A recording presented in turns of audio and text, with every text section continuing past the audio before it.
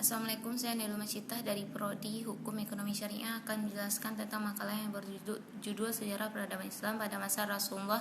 Yang berikut ini setelah menerima wahyu kedua, Rasulullah menyadari tugas yang dibebankan pada dirinya. Maka mulailah secara diam-diam mengajak orang memeluk Islam mula-mula kepada keluarga, kemudian para sahabat dekat. Sejarah merupakan suatu rujukan yang penting untuk mewujudkan masa depan yang lebih baik. Berkaitan dengan itu, kita bisa mengetahui kejadian-kejadian yang terjadi pada masa lalu, terutama bagi umat Islam.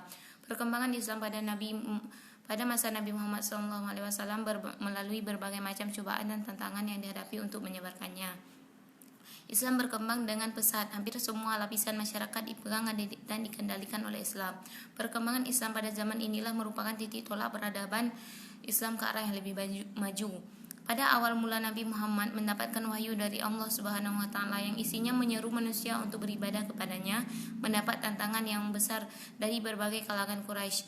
Hal ini terjadi karena pada masa itu kaum Quraisy mempunyai sesembahan lain, yaitu berhala-berhala yang dibuat oleh mereka sendiri.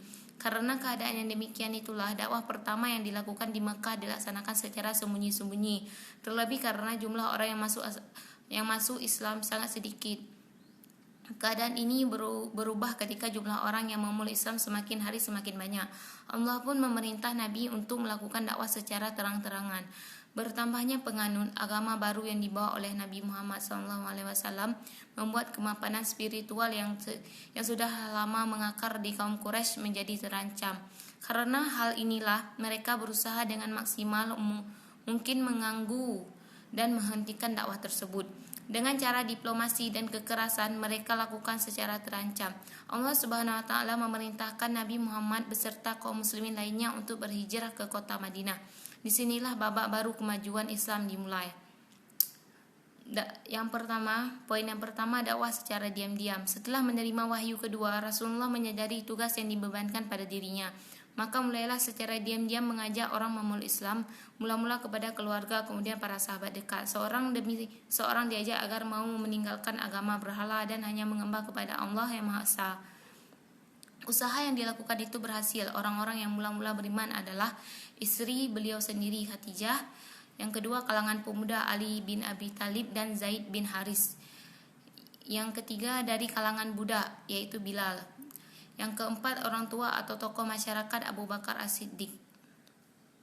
Setelah Abu Bakar masuk Islam, banyak orang-orang yang mengikuti untuk masuk agama Islam seperti Utsman bin Affan, Zubair bin Awam, Talha bin Ubaidillah, Fatimah binti Khattab, Arqam bin Al-Arqam dan lain-lain.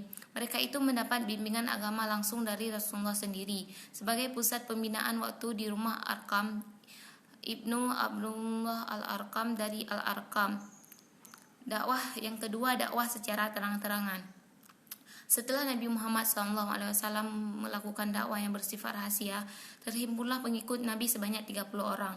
Dakwah itu dikala itu dilaksanakan secara diam-diam. Setelah fase itu, Allah Subhanahu wa taala memerintahkan kepada Nabi untuk berdakwah secara terang-terangan, yaitu dengan turunnya ayat Quran surah Al-Hijr ayat ke-94 yang artinya, maka sampaikanlah olehmu secara terang-terangan segala apa yang diperintahkan kepadamu dan berpalinglah dari orang-orang musyrik.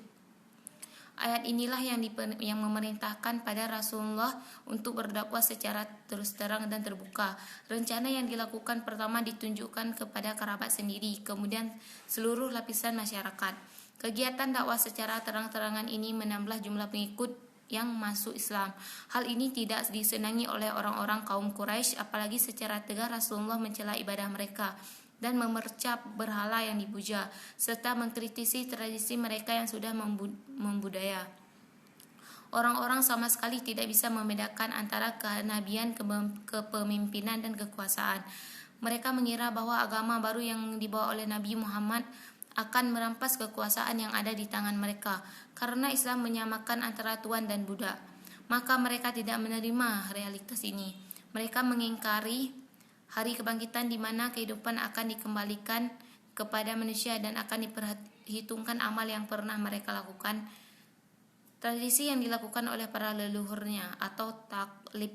Mereka mengatakan sebagaimana yang Allah abadikan di dalam Al-Quran.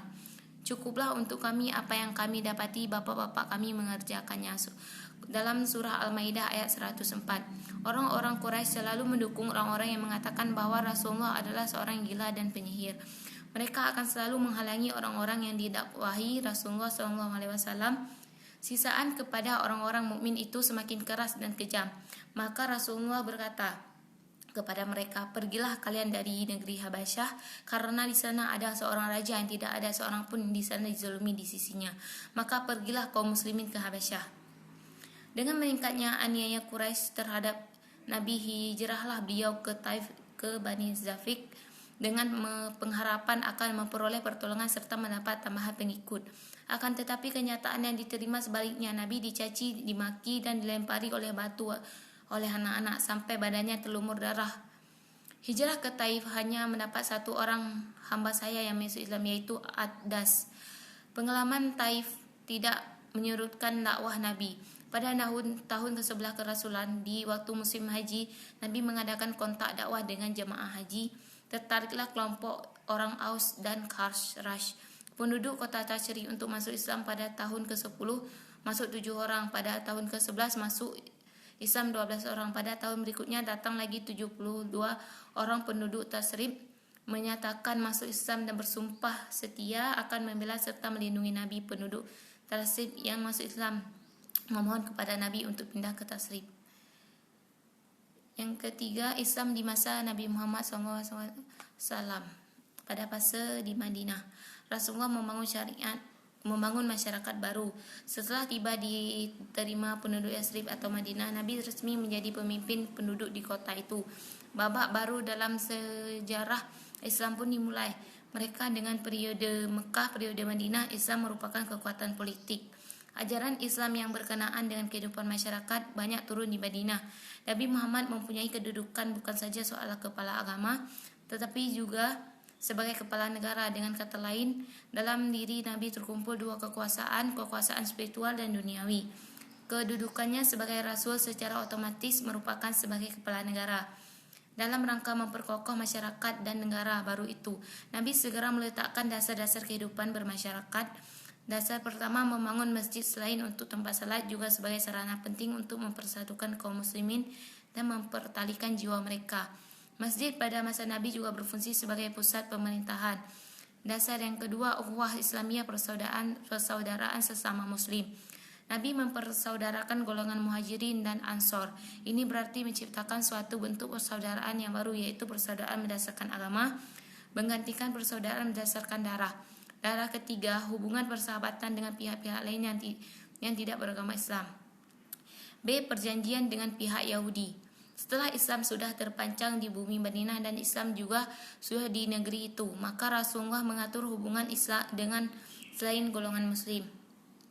Perhatian beliau saat itu terpusat untuk menciptakan keamanan, kebahagiaan, kebaikan dan bagi semua manusia. Untuk itu beliau menerapkan undang-undang luwes dan penuh tegang rasa yang tidak pernah terbayangkan dalam kehidupan dunia, yang selalu dibayangi fanatisme. Tetangga yang paling dekat dengan orang muslim di Madinah adalah orang-orang Yahudi. Sekalipun memendam kebencian dan permusuhan terhadap orang-orang muslim, namun mereka tidak berani menampakkannya. Rasulullah SAW menawarkan perjanjian kepada mereka yang intinya memberikan kebebasan menjalankan agama, memutar kekayaan, dan tidak boleh menyerang atau memusuhi. Ada 12 butir isi perjanjian, di antaranya adalah orang-orang Yahudi adalah satu umat dengan orang-orang mukmin. Bagi orang Yahudi agama mereka dan bagi orang mukmin agama mereka. Yang kedua, orang-orang Yahudi dan mukmin masing-masing harus menafkahkan kehidupan mereka. Yang ketiga, mereka harus saling membahu dan menghadapi musuh yang hendak membatalkan perjanjian. Yang keempat, mereka harus saling menasihati, berbuat baik dan tidak boleh berbuat jahat. Yang kelima, perjanjian ini tidak boleh dilanggar kecuali memang dia orang yang zalim dan jahat. Dengan disahkannya perjanjian ini, maka Madinah dan sekitarnya seakan-akan merupakan satu negara yang makmur. Ibu kota Madinah dan presidennya juga boleh disebut begitu adalah Rasulullah SAW melaksanakan permintaannya dan bagi orang muslim, dan sehingga begitu Madinah benar-benar menjadi ibu kota bagi Islam. C. Harta perampasan perang. Pada masa khalifah dengan kaum musyrik Mekah mengadakan perjalanan dagang dari Syam ke Madinah. Hal ini diketahui orang-orang muslim. Ini merupakan kesatuan emas dan perampasan Madinah untuk melancarkan pukulan yang telah terhadap orang-orang musyrik. Pukulan dalam bidang politik, ekonomi, dan militer. Kafilah dengan itu sendiri membawa harta kekayaan penduduk Mekah yang jumlahnya melimpah, yaitu sebanyak 1.000 ekor unta, yang membawa harta benda milik mereka yang nilainya tidak kurang dari 5.000 dinar emas, sementara yang mengawalnya tidak lebih dari 40 orang. Harta rampasan perang ini didapat pada saat terjadinya perang Badar yang tak terhindarkan lagi. Pada saat orang muslim Madinah hendak merampas harta kafilah dagang ini, harta rampasan ini adalah modal kekayaan orang-orang muslim di Madinah. Harta perampasan ini dibagi-bagi kepada penduduk Madinah, dan pada saat ini pula turun ayat-ayat mewajibkan puasa dan membayar zakat, sehingga orang-orang muslim yang miskin di Madinah dapat terbantu karena syariah yang ditetapkan oleh Allah Subhanahu wa taala. Sekian dari penjelasan saya. Assalamualaikum